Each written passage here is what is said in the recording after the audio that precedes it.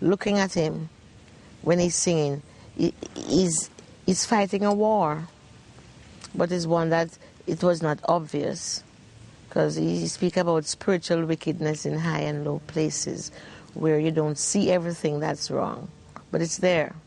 And so Bob felt he had to fight this.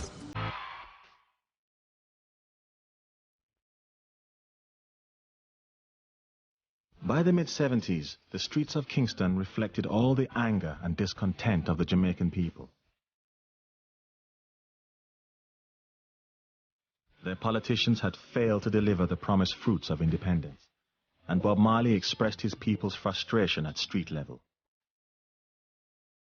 For him to make an explanation to people who didn't understand what was going on politically. To all the people, all the ghetto people, from Trenchtown and Rum Lane and Matches Lane, these people who believed in him, he could explain it to them better than any politician could. What was going on, politically, economically, and culturally.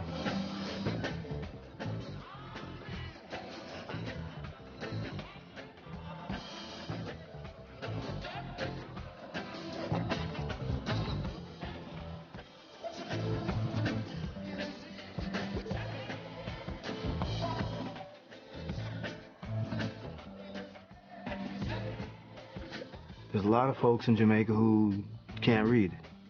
So therefore, there's got to be some message sent to people that can understand what's going on in the government and what's happening on the land. And he was the one chosen to do that. When I stand up and I see the youth fighting against the youth for the politicians, then I really feel sick. And it's just because they keep the youth hungry and them can't get no job. And the people who control the jobs are politicians. So you find, politics is just trick.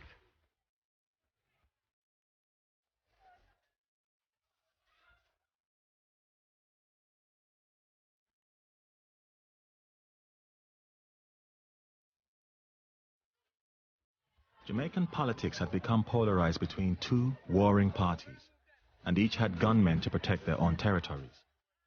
The government was led by the late Michael Manley, whose march towards socialism alarmed his American neighbors. They feared he was leading Jamaica towards Castro and communism. But Manley and his aides recognized how useful reggae music could be in winning the Jamaican people to their cause. I think the politicians used reggae. Reggae, especially through people like Bob Marley, expressed the wishes and the sentiments of the people. Their protests came through music and through the song.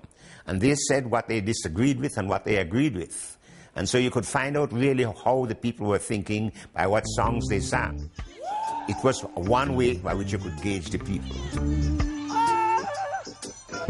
You can't get a bar of soap to buy for bathing, or you can't get detergent to buy for washing. In opposition was the Jamaica Labour Party, led by the right-wing, pro-American Edward Seaga. In many places you can't get flour to buy. There's no question about the fact that music is intertwined with politics. Every public meeting begins and ends with music, and music is interspersed right throughout. And the songs reflect what happenings are taking place in political life. You wouldn't be able to separate politics and music in terms of the extent to which they're interwoven as a form of message.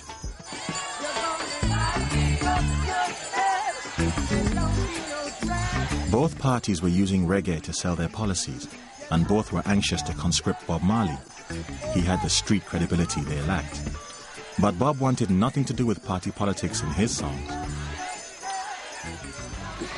Yes, it is necessary to understand the lyrics. You see, the music say, death to black and white oppressors, to all oppressors. You know, we deal with human beings, we deal with the purpose why God created man in the first place. Build your penitentiary, we build your schools, the brainwash education is trying to make us your fools. In the mid-70s, Kingston was divided into political territories controlled by warlords.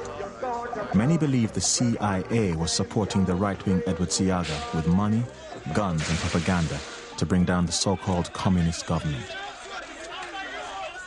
They associate with communists, they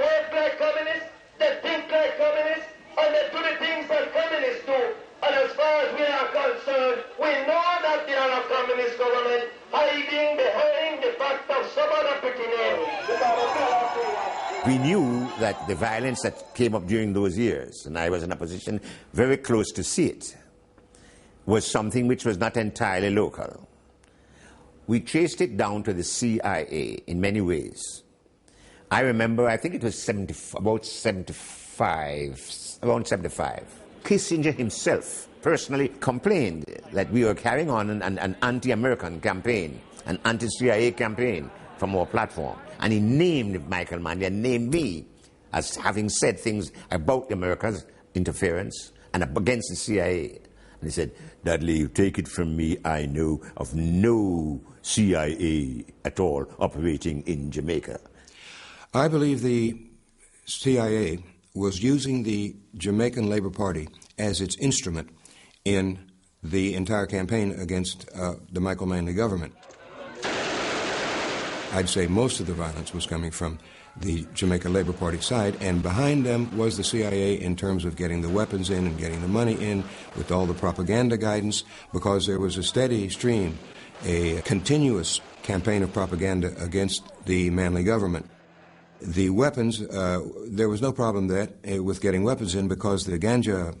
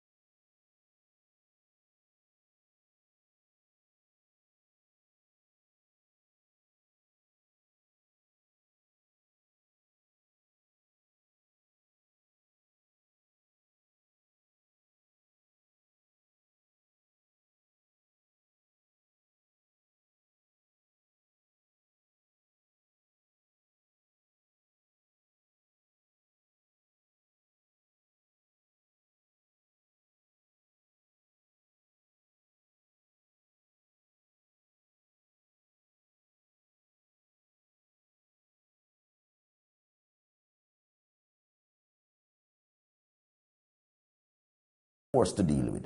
The wheelers were the voice of the people. The wheelers were the eyes and the ears of the people. So these politicians wanted to get mileage. So in order to get the youths and the people's attention, they used the wheelers. That's all it was. Bob is a musician who wants to play for the people. But these guys try to see if they can get their thing going, and they're not worried about how dangerous that is going to be for Bob.